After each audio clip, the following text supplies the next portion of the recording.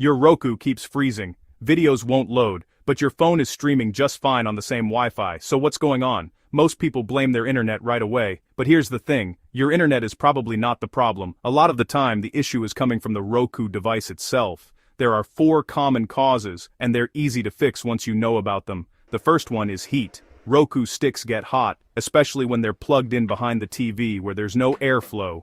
When the device gets too hot, it slows itself down to avoid damage. That's when you start seeing buffering, slow menus, and random quality drops. If your Roku feels hot, try moving it away from the back of the TV. A simple HDMI extender cable can help with this. The second cause is memory buildup.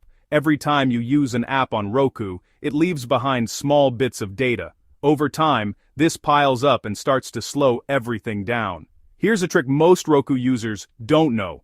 On the home screen, press home 5 times, up once, rewind twice, then fast forward twice. Your screen might freeze for a second, then the device clears out that built-up data. Think of it like giving your Roku a quick refresh.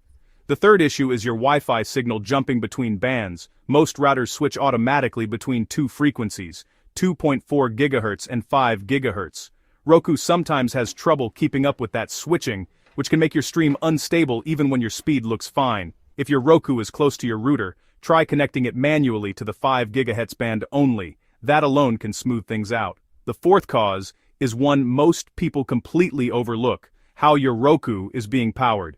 A lot of people plug it into the TV's USB port because it's convenient, but TVs don't always give a steady, strong power supply through USB. That weak or uneven power can cause freezing, buffering, and slow loading. Use the wall adapter that came with your Roku instead, and you might notice a big difference right away.